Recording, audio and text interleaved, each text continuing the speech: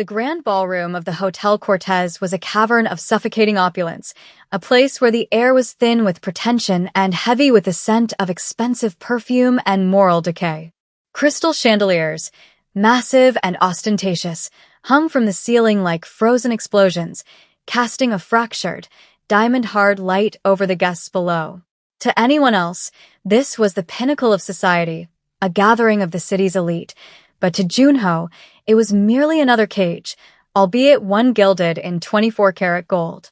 At 31, Junho sat at the apex of an empire built on shadows and steel, a Korean crime syndicate that had long ago transitioned from back-alley brawls to boardroom takeovers. He stood near a towering ice sculpture, a glass of untouched scotch in his hand, his tuxedo tailored so sharply it seemed to cut the air around him. His face was a mask of bored indifference, handsome in a way that was almost cruel, with high cheekbones and eyes that absorbed light rather than reflecting it.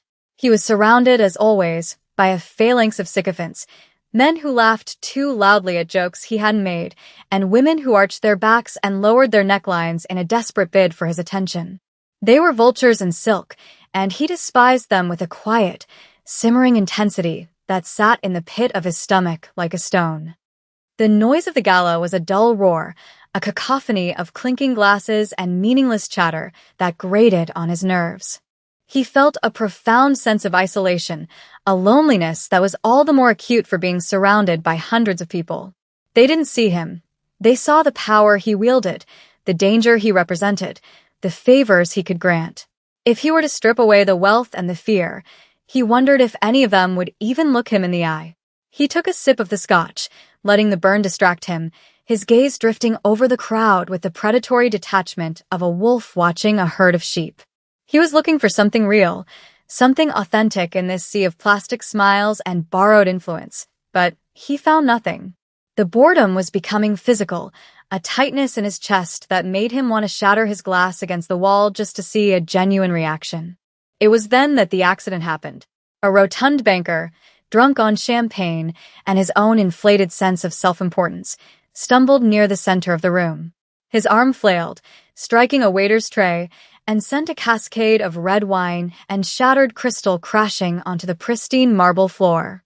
The sound was like a gunshot, silencing the immediate vicinity and drawing the eyes of the room. The reaction was immediate and telling. The banker did not apologize. He merely sneered, wiping a speck of wine from his cuff, as if the waiter had assaulted him.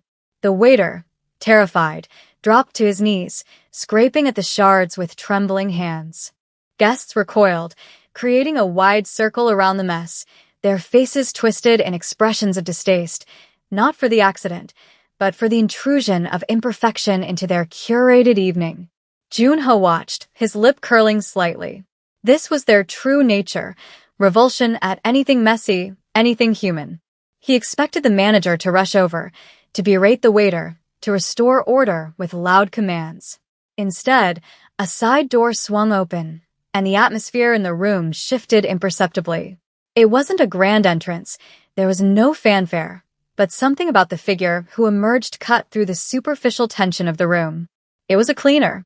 She was African-American, perhaps 25 years old, dressed in a utilitarian uniform of dark blue cotton with a crisp white apron tied around her waist.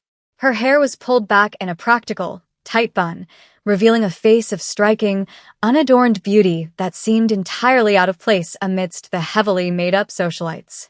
She carried a mop and a yellow bucket, tools of labor that looked alien against the backdrop of silk gowns and tuxedos.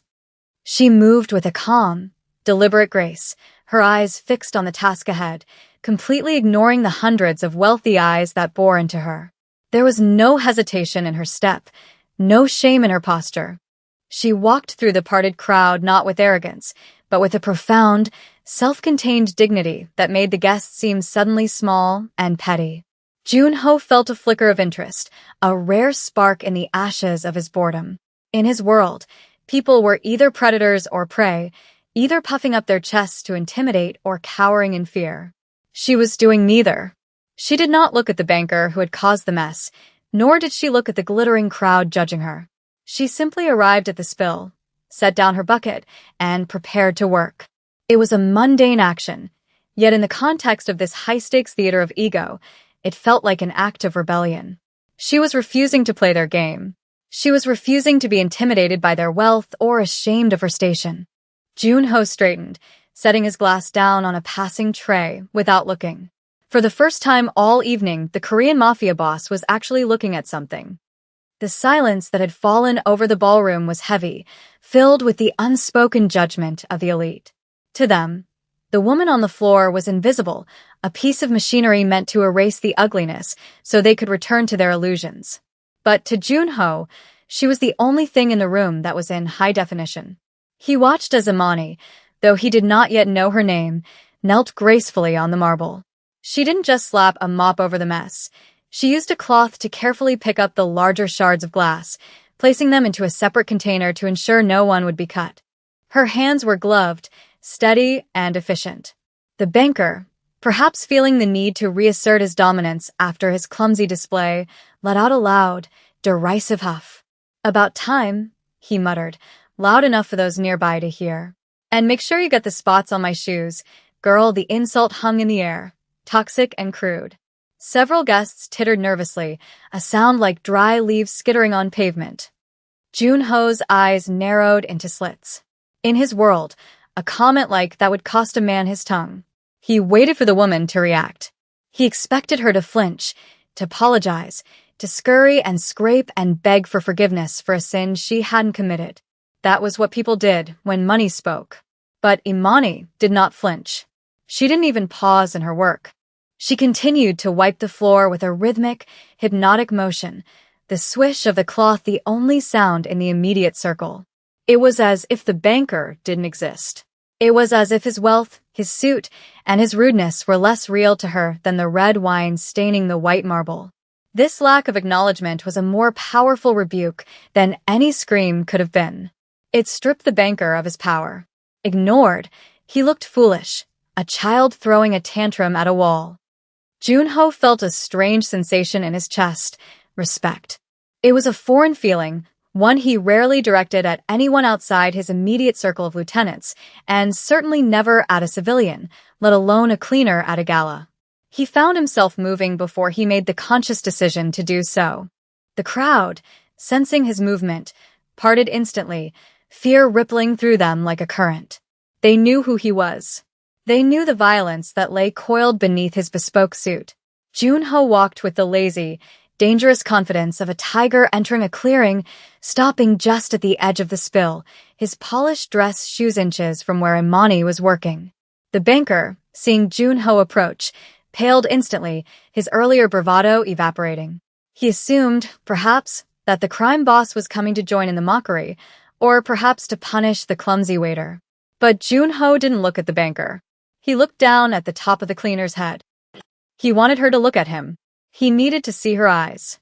He was accustomed to being the center of gravity, the sun around which all other planets orbited in fear or adoration. He stood there, looming, his presence a dark shadow over her work. Any other person would have looked up immediately, terrified by the proximity of such a dangerous man. But Imani continued to scrub a stubborn stain of wine from the grout. She rinsed her cloth in the bucket, the water turning a pale pink, and wrung it out with strong, capable hands. The sheer audacity of her focus was mesmerizing. She was treating the Korean Mafia boss with the same indifference she had shown the drunk banker. It wasn't disrespect, exactly. It was something far more unnerving. It was neutrality. To her, he was just another pair of shoes in the way of her job. Finally, after what felt like an eternity of tense silence, she stopped. She didn't look up at his face, but at his shoes. "Excuse me, sir," she said. Her voice was calm, melodic, low-pitched, and steady. It held no tremor of fear. "You're standing in the drying area. It will be slippery." She didn't say Mr. Park, she didn't say my lord or boss, she just said sir, the same generic honorific she might offer a bus driver. The crowd gasped softly. No one dismissed Junho. No one told him where to stand. The tension in the room ratcheted up to a breaking point. The banker looked as though he might faint from the second-hand anxiety. Junho stood frozen, his mind processing the interaction. She wasn't asking for his approval. She was asking for his compliance, so she could finish her minimum wage shift. "Do you know who I am?" Junho asked softly. His voice was a deep rumble, usually enough to send shivers down the spine of hardened criminals. He wasn't asking out of arrogance, though it sounded that way. He was asking out of genuine confusion. He needed to know if she was brave or simply ignorant. Imani finally looked up. Her eyes were a deep, luminous brown, framed by thick lashes. They were tired, yes, but they were clear. There was no recognition in them, no spark of terror. She looked at him not as a legend or a monster, but as a man in a tuxedo who is complicating her night. "No, sir," she replied simply, holding his gaze. "I just know you're standing on a wet floor, and I'd hate for you to ruin those shoes." The simplicity of her answer struck him like a physical blow. It was the most honest thing anyone had said to him in a decade. She didn't care about his reputation. She cared about the practical reality of the moment. She was grounded in a truth that he had long ago lost touch with. A smirk, unbidden and sharp, tugged at the corner of Junho's mouth. It wasn't a smile of amusement, but of disbelief. He stepped back, slowly, deliberately. "My apologies," he said. The words tasted strange on his tongue. He never apologized. The crowd was stunned into absolute silence. The banker's jaw practically hit the floor. Junho watched as she gave a small, polite nod, not a bow, just a nod, and returned to her mopping. She finished the job, stood up, placed the wet floor sign with precision, and picked up her bucket. She turned and walked away, back toward the service entrance, her posture just as upright as when she arrived. She didn't look back. She didn't wait for a tip. She didn't wait for permission. She just left. Junho remained standing there, staring at the empty space she had occupied. The gala resumed around him, the chatter swelling back up as the guests desperately tried to normalize what they had just witnessed, but Junho could no longer hear them. The scotch in his hand felt heavy and meaningless. The conversations around him seemed trivial, the laughter shrill and fake. That woman, with her bucket and her mop, had possessed more sovereignty in 5 minutes than these billionaires had possessed in their entire lives. She was not a slave to this world. She existed outside of it, untouched by its desperate need for validation. And for the first time in his life, Junho felt a pang of something he hadn't expected: jealousy. He was the most powerful man in the city, yet he was trapped by his own image. She was a cleaner, yet she was free. The rest of the evening blurred into a gray haze for Junho. He went through the motions, nodding at the right times, shaking the hands that were thrust at him, but his mind was entirely elsewhere. He found himself constantly glancing toward the service doors, watching the staff come and go, hoping to catch another glimpse of the blue uniform and the white apron. He needed to understand what he had just seen. It was a puzzle, and Junho was a man who could not abide an unsolved riddle. Why hadn't she feared him? Was it possible she truly didn't know? Or was her moral compass so rigid, her internal world so fortified, that external threats simply didn't register? The thought fascinated him. It was a challenge. He had spent his life accumulating power to force the world to bend to his will, and here was a woman who stood upright simply because she refused to bend. By 11 o'clock, the suffocation of the ballroom became unbearable. He signaled to his second-in-command, a sharp-eyed man named Kenji, who had been watching his boss's distraction with growing concern. "We're leaving," Junho said, his voice clipped. Kenji nodded immediately, speaking into his earpiece to bring the car around. They moved toward the exit, the sea of guests parting once again. But instead of heading toward the main portico, where the valets were bringing around the limousines and sports cars, Junho veered sharply to the left, heading toward the hotel's rear exit. "Boss," Kenji asked, confused. "The car is out front. Bring it around back," Junho ordered, not breaking his stride. "I want to see the service exit," Kenji didn't argue. He knew better. He simply relayed the new instructions, his face impassive. Junho pushed through the heavy steel doors of the service exit and stepped out into the cool night air. The alleyway was a stark contrast to the ballroom. It smelled of damp concrete, exhaust fumes, and the faint, sour odor of garbage dumpsters. It was dimly lit by a flickering yellow security light. It was the underbelly of the luxury they had just left, the reality that supported the fantasy. And there she was. Imani was standing near a bicycle chained to a pipe. She had changed out of her uniform and was now wearing a simple, worn gray coat and jeans. She looked exhausted, rolling her shoulders as she unlocked the bike chain.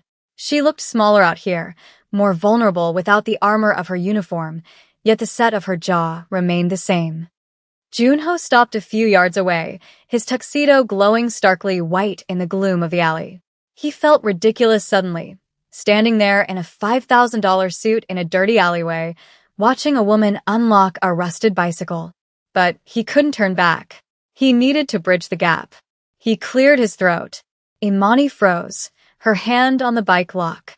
She turned slowly, her eyes widening slightly as she recognized him. But again, there was no panic. Just a wary alertness. "You again," she said. It wasn't a question. It was a statement of fact. "You left before I could thank you," Junho said, stepping closer. He reached into his inner pocket. The movement made her tense, her body shifting into a defensive stance, ready to run or fight. He realized with a jolt that she thought he might be reaching for a weapon. He pulled out a thick money clip instead, peeling off several crisp $100 bills. "For the trouble," he said, extending the cash toward her. "And for dealing with that idiot inside." Imani looked at the money. It was likely more than she made in a month. She looked at his hand, manicured and steady, holding the cash like it was nothing, like it was paper. Then she looked up at his face. Her expression hardened. It wasn't anger, but a profound disappointment. "I don't want your money," she said quietly. Juno blinked. "It's not charity," he pressed, a hint of irritation coloring his tone. He wasn't used to being refused. "It's a tip." "You did a good job, I did my job," she corrected him. "I get paid by the hotel. I don't take money for being treated like a human being. That should be free." She turned back to her bike, snapping the lock open. "And I certainly don't take hush money from men who think their wallet is a substitute for their character." Junho stood there, the cash still extended in the air, feeling more foolish than he ever had in his life. She had done it again. She had stripped him of his primary weapon, his wealth, and left him standing there with nothing but his own inadequacy. He lowered his hand slowly. "What is your name?" he asked, his voice rough. She straddled the bike, adjusting her bag. She hesitated, looking at him one last time. She seemed to be weighing whether he was worth the information. "Imani," she said finally. "My name is Imani." She pushed off the wall and pedaled away down the alley, the tires humming against the asphalt, disappearing into the shadows of the city. Junho watched her go until the darkness swallowed her whole. He was left alone in the alley, the smell of garbage in his nose and the stinging rebuke in his ears. He realized then that the chase had begun. Not a chase for a lover, but a chase for understanding. He had to know what made a woman like Imani unbreakable. For 3 days, Junho had sat in his penthouse office, a fortress of glass and steel that offered a panoramic view of the empire he controlled, yet his mind was miles away, stuck in a grimy alleyway with the scent of refuse and rain. The reports on his desk, smuggling routes, territory disputes, revenue streams, were ignored, gathering dust like unread tombstones. His lieutenant, Kenji, had placed a thin manila folder on the desk 2 days ago. It contained everything there was to know about Imani, her address in the crumbling district of Sector 4, her 3 jobs, her debt from a sick relative who had passed, and her clean criminal record. It was a dossier of a hard life lived with excruciating honesty. Junho hadn't opened it to exploit her. He had opened it because he couldn't understand her. He was a man who understood leverage, yet she seemed to have no handles to grab. He needed to see her context to understand the soil that could grow such a stubborn flower. He ordered his driver to take him to Sector 4. The transition from the city center to Imani's neighborhood was like descending through the circles of a concrete hell. The pristine, solar-powered streetlights of the rich districts gave way to flickering sodium bulbs that cast a sickly, jaundiced yellow glow over the cracked pavement. The air here tasted of rust and fried oil. Junho's armored sedan, a sleek black shark in a sea of rusted minivans and bicycles, drew eyes from every corner.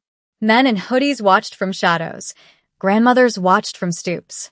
They smelled money, and they smelled the danger that always accompanied it. Junho ignored them. He watched through the tinted glass as the car rolled to a stop across from a 24-hour laundromat. The neon sign buzzed with an irritating hum, the letter L flickering intermittently. Inside, amidst the churning of machines and the smell of cheap detergent, was Imani. She was folding clothes, not her own, but for a service. It was her second shift of the day. She looked tired. The fluorescent lights of the laundromat were unforgiving, highlighting the dark circles under her eyes and the slight slump in her shoulders. Yet, her hands moved with that same rhythmic, meditative precision he had seen at the gala. Fold, smooth, stack. Fold, smooth, stack. There was a holiness to her fatigue, a purity in her exhaustion that Junho found maddeningly attractive. He stepped out of the car, waving off his bodyguards. He needed to do this alone. The street was damp from a recent rain, puddles reflecting the chaotic signage of the shops. He walked into the laundromat, the bell above the door chiming softly. The sound was swallowed by the drone of the dryers. Imani didn't look up immediately, assuming it was just another customer, but as the silence stretched and the heavy presence of the man filled the small space, she paused. She looked up, a blue shirt half folded in her hands. Her eyes widened, not with fear, but with a weary recognition. She didn't drop the shirt. She finished the fold, placed it on the stack, and then met his gaze. "You're a long way from the palace," she said, her voice cutting through the hum of the machines. "I wanted to see where you live," Junho admitted, standing near a row of washing machines that rattled violently during their spin cycle. He felt overdressed in his cashmere coat, an intruder from another planet. "I wanted to understand why someone would choose to struggle when they don't have to." He gestured vaguely to the peeling paint on the walls, the flickering lights, the sheer griminess of her reality. "I offered you a way out, or at least a way through, and you looked at me like I offered you poison." Imani picked up another shirt, shaking it out. "You didn't offer me a way out. You offered me a debt. And in my world, debts to men like you are paid with things more expensive than money." She looked him up and down, her gaze analyzing the cost of his clothes versus the cost of his soul. "I live here because I can sleep at night here. The walls might be thin, and the heat might not always work, but the air is clean. Can you say the same about your penthouse?" Her question hung in the humid air, heavy and suffocating. Junho looked at the spinning drum of a washing machine, watching the gray water swirl. He realized she wasn't just rejecting his money, she was rejecting his entire existence as invalid. She was telling the king that his kingdom was made of ash. The conversation in the laundromat had shifted something in Junho, but the universe has a way of testing resolve immediately after it is declared. As they stepped out of the laundromat, the reality of Sector 4 introduced itself. It was raining again, a cold, miserable drizzle that slicked the streets. Imani locked the door behind her, hoisting a heavy bag of laundry over her shoulder. Junho moved to take it from her, an instinctive gentlemanly gesture, but she shifted her weight, denying him even that small act of service. "I've got it," she said firmly. But before she could take a step, 3 figures detached themselves from the shadows of a nearby alley. They were young, edgy, and high on something synthetic. Their eyes were glassy, and their movements were twitchy. They weren't professional criminals like Junho's men. They were scavengers, desperate and dangerous in their unpredictability. "Nice coat," the leader sneered, stepping into the light. He held a butterfly knife, flipping it open and closed with a metallic click-clack that echoed in the quiet street. He wasn't looking at Imani. He was looking at Junho. The predator had become the prey, or so the boy thought. "You lost, rich boy. This is a toll road." Junho didn't flinch. His expression didn't even change. To him, these boys were insects. He had killed men who commanded armies. A street thug with a knife was a joke. A dark, cold lethargy settled over him, the precursor to violence. He calculated the moves instantly. Break the leader's wrist, throat punch the second, sweep the leg of the third. It would take less than 5 seconds. He took a step forward, his hands coming out of his pockets, his eyes turning into chips of black ice. The air temperature seemed to drop. The thugs sensed it too, a sudden realization that they had made a fatal error. No. The word was sharp, like the crack of a whip. It didn't come from the thugs, and it didn't come from Junho. It came from Imani. She stepped between them, dropping her laundry bag with a heavy thud. She put her back to Junho, facing the knife-wielding boy directly. Tyrone, put that stupid thing away, she said, her voice tired but commanding. She sounded like a disappointed mother, not a terrified victim. The boy, Tyrone, blinked, his drug-fueled confidence wavering. He's got money, Imani. Look at him. You can what? She interrupted, stepping closer to the knife, showing absolutely no fear. You can go to jail? You can get killed? Because that's what happens if you touch him. You know who he is? He eats boys like you for breakfast, she pointed down the street. Go home to your grandmother. Before I tell her you're out here trying to be a gangster. Junho stood frozen. He was ready to dismantle them, to paint the sidewalk with their blood to show her he could protect her. He wanted to display his power, but she had protected him. Or rather, she had diffused the situation with authority rather than violence.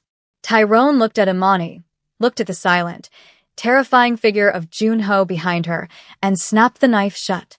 Whatever, he muttered, spitting on the ground before turning and signaling his friends to leave. They scrambled away into the darkness. Imani watched them go, then turned to face Junho. Her face was flushed with anger. Don't you dare, she hissed, poking a finger into his chest. Don't you dare think you were going to handle that. I could have ended them in a heartbeat, Junho said, his voice low, his ego bruised by her interference. I was protecting you. You were going to hurt them, she corrected. And then what? You get back in your armored car and drive away, and I have to live here. I have to live with the blood you leave behind. That's the difference between us. You solve problems by destroying them. I solve problems by living with them. She picked up her bag, hoisting it back onto her shoulder. If you want to be in my world, you don't get to bring your violence with you. We have enough of our own. She walked away, leaving him standing in the rain, his hands still ready for a fight that never happened, realizing that his greatest weapon was, in her eyes, his greatest flaw. Junho did not leave. He couldn't. The encounter had stripped away the last layer of his defense. He followed her, maintaining a respectful distance until she reached the rooftop of her tenement building. It was a flat expanse of tar and gravel, cluttered with drying racks and satellite dishes, but it offered a view of the city that rivaled his own penthouse, though from the bottom, looking up rather than the top looking down. She knew he was there. She didn't tell him to leave this time. She walked to the edge of the roof, leaning her elbows on the parapet, looking out at the glittering skyline that mocked the darkness of Sector 4. Junho joined her, standing a few feet away. He took off his expensive coat, feeling the chill of the wind bite through his silk shirt, but he needed to feel it. He needed to feel something real. Why do you hate me? He asked quietly. The question was vulnerable, a child asking why the dark is scary. He wasn't used to asking questions he didn't know the answer to. Imani sighed, the sound carried away by the wind. I don't hate you, she said, and her voice was softer now. I pity you, Junho stiffened. Pity was worse than hate.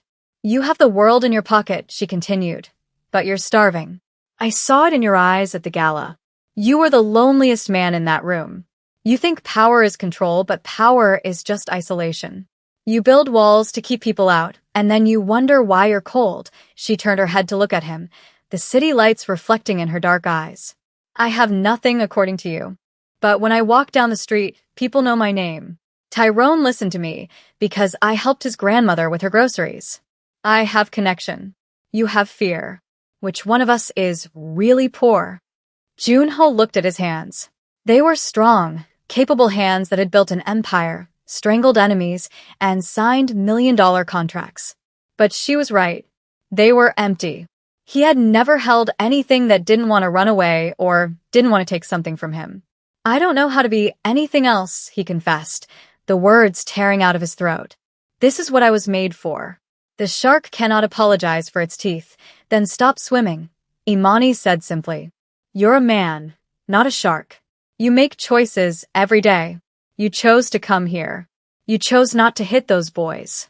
You're making choices right now. She turned fully toward him, and for a moment, The distance between them vanished. It wasn't a romantic tension in the traditional sense. There was no music swelling, no urge to kiss. It was a collision of souls. "You want to impress me?" she asked.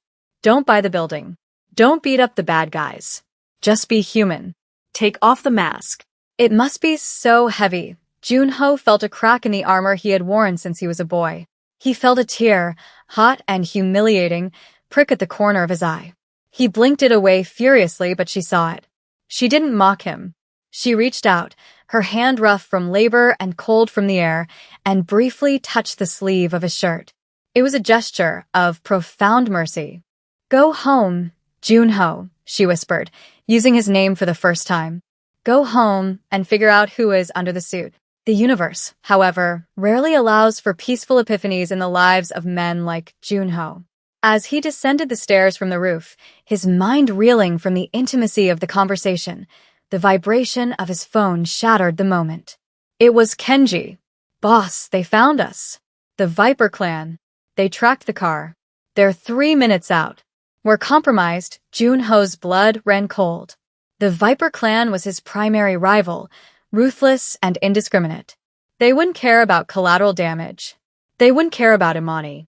By coming here, by indulging his obsession, he had brought the war to her doorstep. He had done exactly what she feared. He was a contagion. He burst out of the stairwell into the lobby just as headlights swept across the glass front doors. Tires screeched. Men with submachine guns were spilling out of SUVs. Junho had his security detail, but they were outnumbered. He had to make a choice. He could hold the building, turn it into a fortress, and fight them off. It would be a glorious battle, the kind he usually relished. But bullets would fly through these thin walls. Imani was upstairs. Mrs. Ramirez was in 2B. Tyrone's grandmother was in 1A. If he fought here, they would die. The only way to save them was to draw the fire away.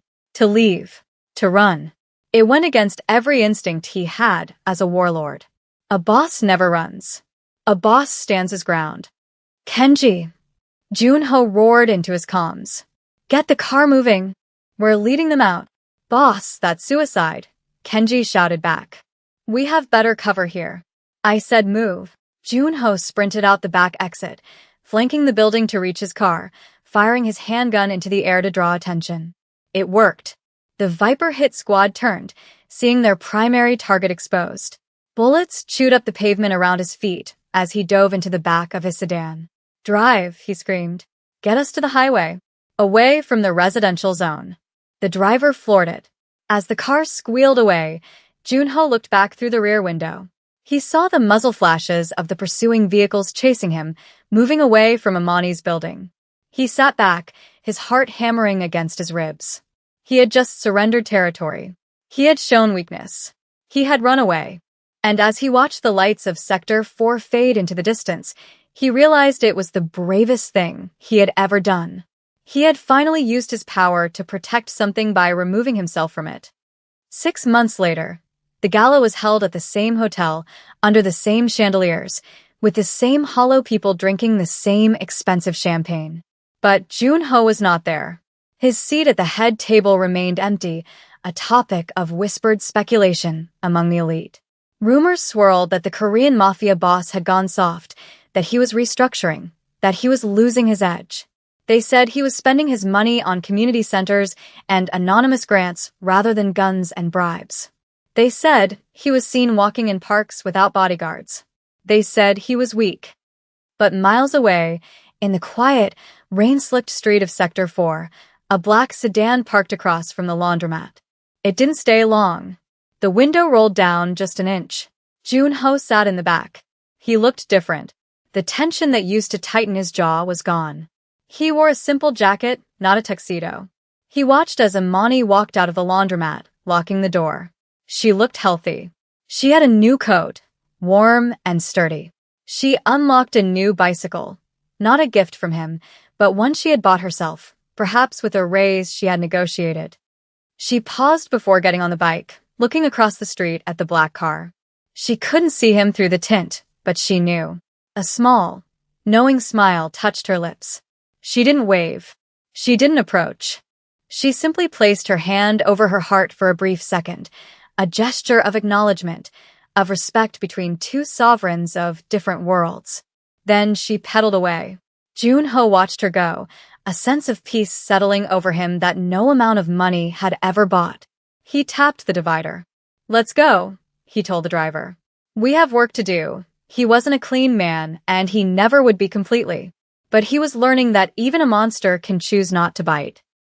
True change does not happen when we conquer the world, but when we conquer ourselves. Junho learned that dignity is quiet, and that the greatest display of power is sometimes the ability to walk away to protect what matters. We are all cleaners in our own lives, trying to wipe away the messes we've made, hoping to leave something bright behind. If this story moved you, if you believe in the power of redemption and the strength of integrity, please subscribe to the channel. It costs you nothing, but it means the world to us. Like the video to help us fight the algorithm, and share it with someone who needs to be reminded that they are more than what they own. Until next time, keep your head up and your hands clean.